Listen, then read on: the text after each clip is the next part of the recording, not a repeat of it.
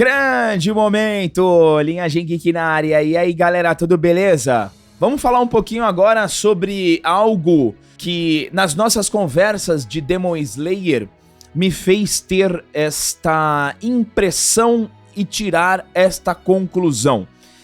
E Demon Slayer, eu acho que esse sucesso não é à toa, né? De longe é um fenômeno geracional que tá marcando história e vai ser concluído em 2029. E a gente tem trazido alguns conteúdos de Demon Slayer e esse aqui é bem interessante, tá? Porque eu quero chamar a atenção, vocês viram na thumb, e deixar claro o seguinte: nós não estamos cravando aqui que Demon Slayer é um anime religioso ou é um anime cristão, tá? Não é isso. Porque às vezes você pode clicar e falar, ó lá, tá vendo? Eles estão querendo... Não. O que a gente vai fazer nesse vídeo aqui é identificar elementos que ressoam muito com a nossa fé cristã. Nós somos cristãos e a gente identificou muita coisa em Demon Slayer. E talvez seja um pouco disso, desses elementos que estão fazendo com que a gente ame tanto. Porque quando a gente gosta, quando a gente assiste um filme, um anime, uma série que possui esses elementos universais da fé cristã, eu até anotei aqui, ó, como sacrifício, redenção, luta entre o bem e o mal, perdão, né? Eles funcionam como metáforas universais. É universal você se identificar com este tipo de narrativas. Além disso, conflito moral, dilemas, valores de coragem, amor, justiça, esperança, redenção, conexões. Então tudo isso nós identificamos em obras que possuem esses elementos e fizeram com que a gente montasse essa pauta, mostrando para vocês alguns detalhes que de forma pode ser coincidência ou não, criados pela Koyoharu Gotoji ou Gotaji, Matheus? Koyoharu... Acho que é Gotoji, sei lá. Eu não sei. Tá. Que criados pela mangaka Koyoharu podem sim ter vários elementos cristãos em Demon Slayer. Tem, com certeza tem. Eu sempre brinco, se a Koyoharu não é cristã, só ela, se ela não se acha cristã, só ela não sabe, né? Porque assim, a gente tem muitos elementos aqui, principalmente do Tanjiro, né? Principalmente do protagonista. Porque às vezes você pode ter um personagem ali isolado, né, que tenha algumas características, mas é o protagonista, né? O protagonista reúne praticamente todas as características de um cristão. Todas. O Tanjiro, ele preenche tudo isso. E vai ser legal a gente falar sobre esse assunto, porque, obviamente, muitos vão se contorcer, né?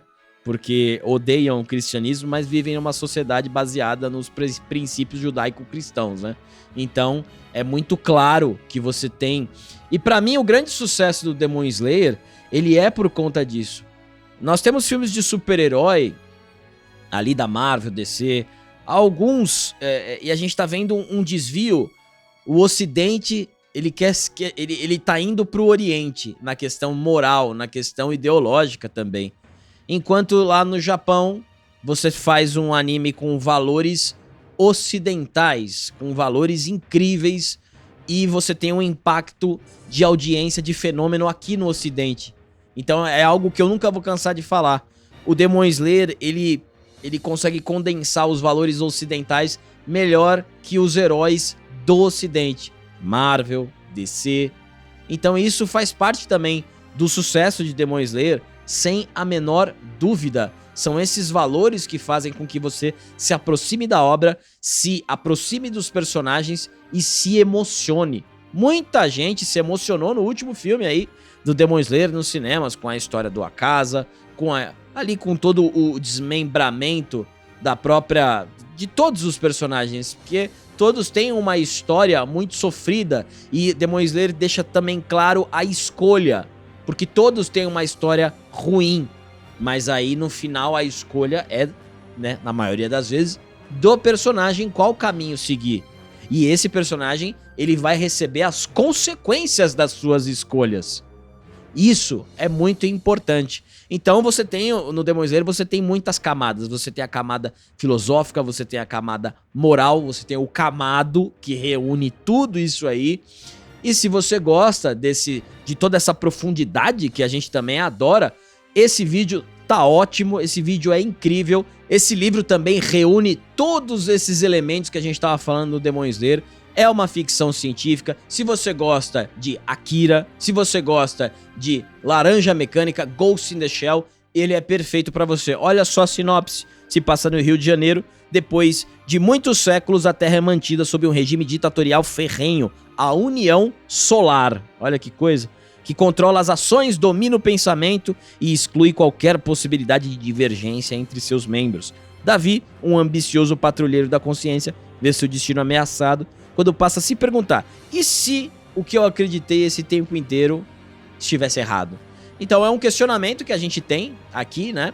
A gente tem na vida e aqui no livro. Se você gosta desse assunto, a leitura é incrível, é um futuro distópico, eu tenho certeza que você vai gostar bastante. Você pode entrar no link na descrição ou no QR Code na tela. Eu vou mandar um salve pro Gregório Garcia, o autor desse livro fantástico. Você vai adorar. Se você gosta de todos esses dilemas, esse livro é pra você. Então vamos lá, galera, vamos conversar um pouquinho aqui, tá? Demon Slayer, ele pode ser visto como uma obra de ação e fantasia, legal, mas quando você olha sobre uma perspectiva simbólica, né? Tô me sentindo até um dedão, né? O dedão, a gente falar em dedão, eu atribuo uma similaridade do Senhor dos Anéis com o Demon Slayer. É. Você tem muitas... É que lógico, né? O Senhor dos Anéis, ele tem um direcionamento muito mais claro por conta da criação do Tolkien. Ele mesmo já admitiu isso. Nós não temos a autora do Demon Slayer admitindo, mas é muito, muito parecido. Você consegue pegar vários personagens do Demon Slayer e linkar com vários da Bíblia e em vários momentos. Então você tem, neste quesito, o Senhor dos Anéis muito parecido. Então se você gosta de procurar o simbolismo simbólico no Senhor dos Anéis a respeito da Bíblia e não conhece o Demon Slayer, você vai ter o mesmo exercício aqui. E esse simbolismo, galera, ele ecoa fortemente em valores e dilemas presentes no cristianismo, tá? A luta entre caçadores e demônios não é apenas física, é um reflexo espiritual da batalha entre luz e escuridão, pecado e salvação. Vamos então para o primeiro tópico, que é o demônio como metáfora do pecado. No cristianismo, o pecado corrompe o ser humano e o afasta de Deus. Em Demon Slayer, o demônio não nasce do nada, mas sim de uma fragilidade ou desejo humano que Muzan transforma em maldição. Akaza, Daki, Gyutaro e outros mostram que, por trás da monstruosidade, sempre houve uma dor ou uma fraqueza. Essa ideia se conecta à noção cristã de que o mal não é apenas uma força externa, mas nasce dentro do coração humano. Isso é legal porque no próprio Cartas para um Diabo e Seu Aprendiz do C.S. Lewis, isso é bem explorado, né? O demônio, ele se aproxima num momento de fragilidade. Ele sabe o momento que você tá vulnerável. Então ele vai lá e faz uma proposta pra você, né? Então o Demon Slayer, ele deixa isso também bem claro, né? Todos os demônios, os que viraram demônios, quando eles estavam como seres humanos, eles estavam em um momento muito complicado. Só que, na maioria das vezes, existiu a escolha, né? De você querer se tornar um demônio. É a mesma coisa aqui, né? Mesmo quando você tá num momento de dor ou fragilidade, você escolhe se você vai pecar ou não. Então isso aqui é muito claro também, muito, muito bom. Outro tópico, Tanjiro e o caminho da compaixão. Tanjiro, protagonista da série, não luta apenas para destruir os demônios, mas para reconhecer a humanidade que ainda resta neles. A sua compaixão lembra o ensinamento cristão de amar até mesmo os inimigos, enxergando neles não apenas a queda, mas a possibilidade de arrependimento. Essa postura o torna não apenas um guerreiro, mas quase uma figura pastoral, que acolhe e lamenta as almas perdidas. Isso é o que a gente fala aqui, o Demon Slayer, ele inova, né? O personagem faz uma oração para aquele que ele derrota, né? Não só para pro demônio, mas também com qualquer coisa, né? A gente viu no filme o urso lá que o pai ajuda a eliminar para proteger a família. Então o Tanjiro, ele é um guerreiro nunca por princípios egoístas, mas é sempre por um panorama geral. Ele precisa aniquilar os demônios porque ele precisa salvar a irmã, né? Ele precisa aniquilar os demônios para também proteger os amigos que cercam. Então, o Tanjiro, ele é um símbolo máximo do cristianismo porque ele tem ali o perdão, né? E ele sempre tenta conversar, né, com o demônio, sempre. Ele tenta atingir a humanidade, ver ali e tal, porque o Tanjiro tem essa bondade que irrita, né? A bondade do Tanjiro irrita os demônios. Sim. Isso também, a presença do Tanjiro irrita os demônios. Isso também é um negócio muito simbolismo simbólico. Ó, número 3. A redenção pela dor e pelo sacrifício. No cristianismo, a redenção vem através do sacrifício de Cristo, que assume sobre si o sofrimento da humanidade. Em Demon Slayer, vemos ecos dessa ideia. Personagens como Rengoku e Uzui estão dispostos a dar suas vidas para proteger inocentes, refletindo o ideal de dar a vida pelos outros, João 15:13. Até mesmo demônios, no momento da morte, recebem a chance de uma redenção simbólica, como se a dor final abrisse espaço para reencontrar sua humanidade perdida. Isso é muito bonito no Demon Slayer, né? Isso é muito bonito. E sabe o que é muito legal isso no Demon Slayer? Que é só no final. É só no final que a Koyoharu, no final quando o demônio perde, que ela traz essa visão humana do demônio. Por quê? Porque ela não quer extrair a vilania do demônio durante o combate. Porque se ela apresenta, por exemplo, a história do Akaza antes da cabeça ser cortada, ou no meio, ou depois que ele mata o Rengoku, não faria sentido isso. Mas toda vez quando o demônio morre, a humanidade dele ressurge, porque o sangue do demônio tá indo embora e resta ainda uma alma, um pequeno fragmento da alma humana. E a Koyoharu mostra isso. Isso é muito bom em Demon Slayer. E isso é uma possibilidade, eu não sei se é proposital, mas ela coloca até como uma possibilidade de conversão do demônio.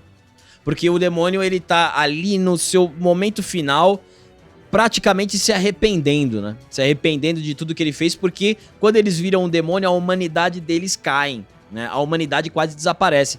E ao ser cortada a cabeça, a humanidade começa a voltar, né? Como se fosse uma parte de um julgamento dele vendo todos os seus atos ali na vida. Isso é muito bonito, por isso que emociona. E tem também aquela clássica que muitos antes de morrer eles se convertem. Muitas pessoas antes de morrer chamam um padre ali, um pastor ali no hospital e eles fazem a conversão.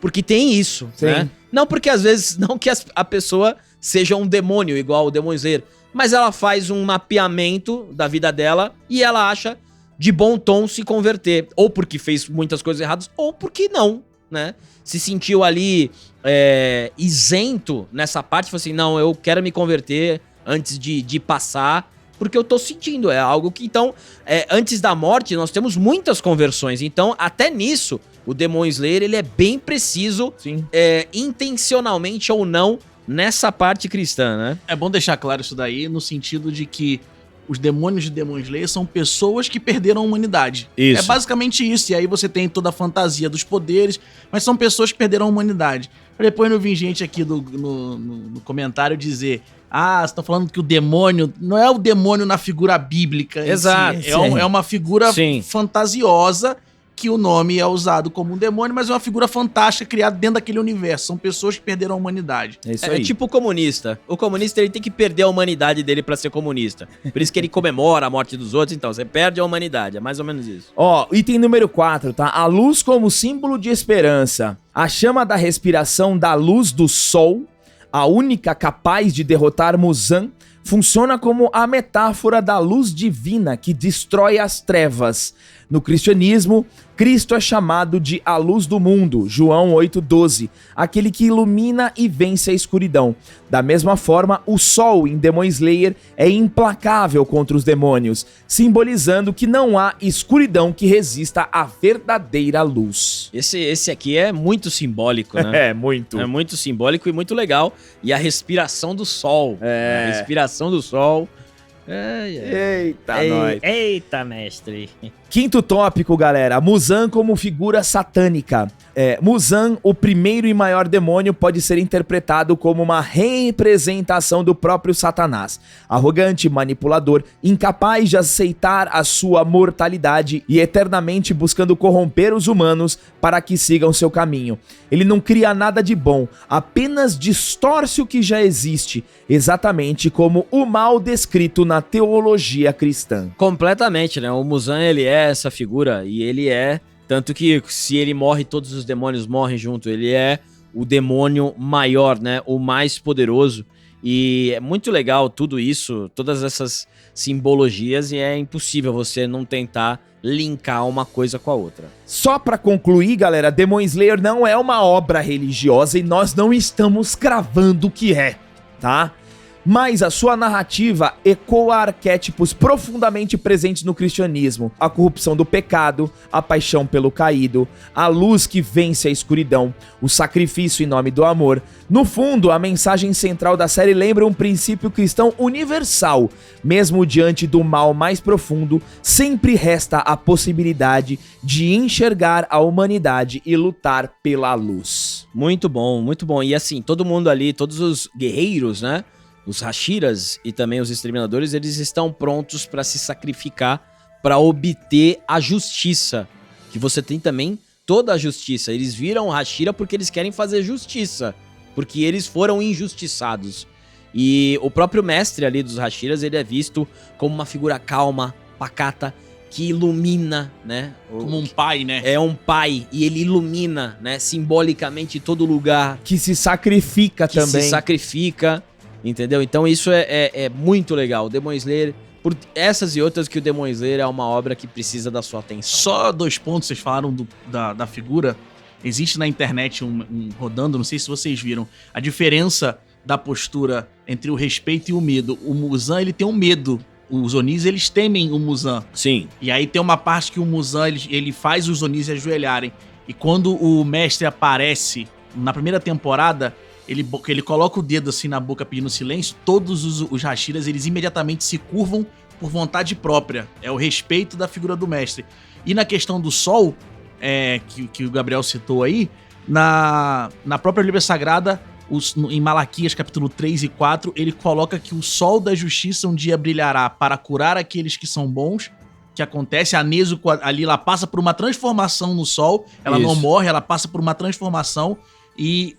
para punir e queimar toda a iniquidade sobre a terra, que é o que acontece quando os demônios são expostos ao sol, né? Então tem essa simbologia muito forte, aprofundada, enraizada na mitologia judaico-cristã. E isso que a gente não falou nem da animação, tá? Porque aqui a concentração é basicamente essa. E aí, galera, o que vocês acharam? Coloquem nos comentários aí. Vamos sempre trazer aqui a palavra... e Demon Slayer, é claro, né? Obrigado a todos vocês que chegaram até aqui. Deem um triplo C, se inscrevam no canal e até o próximo vídeo.